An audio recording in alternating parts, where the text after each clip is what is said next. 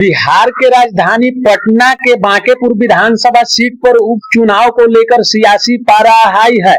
Jan Suraaj party के chief Prashant Kishor खुद इस पर खड़े हैं। वह जोर शोर से प्रचार प्रसार करने में लगे हैं। इसी बीच में उन्होंने एफिडेविट दाखिल किया है, जिनसे में इनकी प्रॉपर्टी का खुलासा हुआ है। पीके और उनकी पत्नी जानवी दास के पास चल और अचल संपत्ति के रूप में कुल कितना संपत्ति है, आइए आपको बता देते हैं।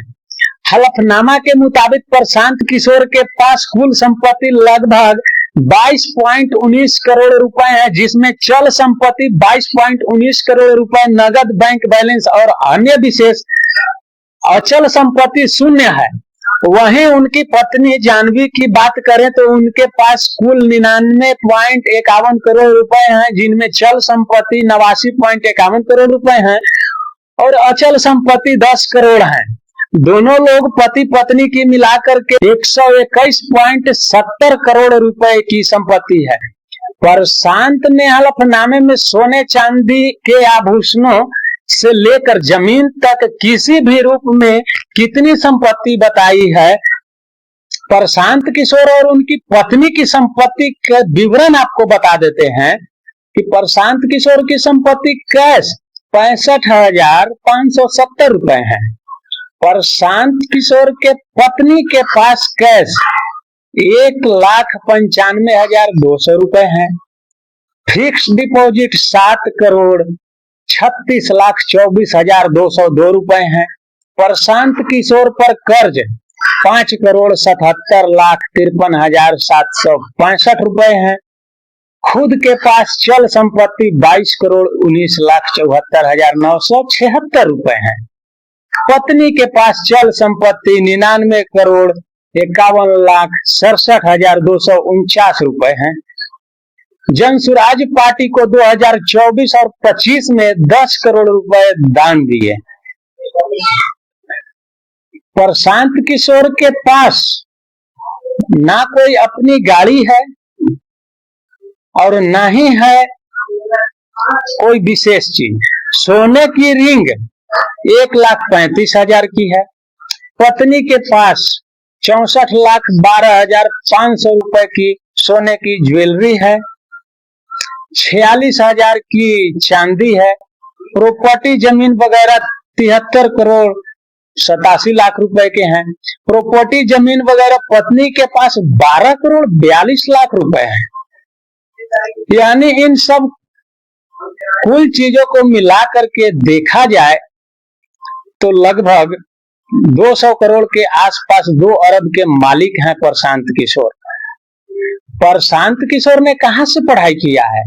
फ्रांस की यूनिवर्सिटी से 2010 में डिग्री लिए। 1991 में 10वीं पास किए। 1996 से 99 के बीच लखनऊ यूनिवर्सिटी से ग्रेजुएशन किए। प्रशांत किशोर पर 8 केस दर्ज भी हैं। वो भी ऐसे केस हैं जो सरकारी काम में बाधा, आंदोलन, प्रोटेस्ट के हैं।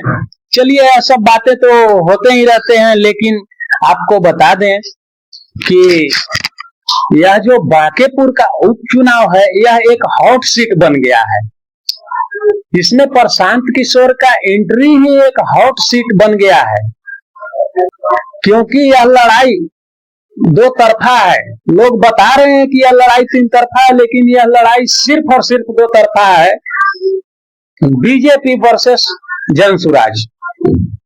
यदि जनसुराज से कोई नॉर्मल कार्यकर्ता आता इस सीट पर लड़ने के लिए तो हो सकता था यह इतना रोचक नहीं होता, लेकिन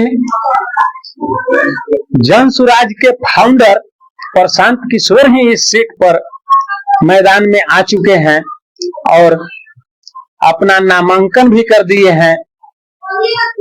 और बीजेपी अपना प्रत्याशी को दे करके फिर उसे वापस खींच लेता है, फिर दूसरा प्रत्याशी को देता है।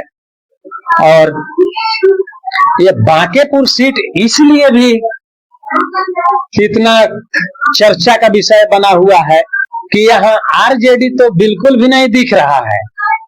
और जहां तक बात रही तेज प्रताप की पार्टी की, तो तेज प्रताप के पार्टी से भी लोग आए थे नामांकन के लिए, लेकिन उनके पास एक लोगों की कमी पड़ जाती है प्रस्तावना में, इसलिए वह भी नहीं इस चुनाव में आ पाए।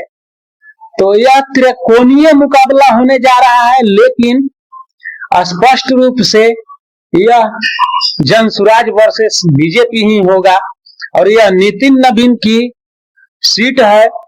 पिछले 40 वर्ष से बाप बेटे मिल करके इस सीट पर राज किए हैं, या कहें तो इस सीट पर उनका अपना कब्जा रहा है।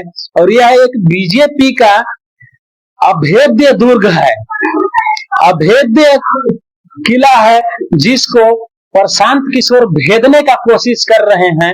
और इसमें बीजेपी के हर एक व्यक्ति मैदान में आ रहे हैं और जोर शोर से अपनी ताकत लगा रहे हैं।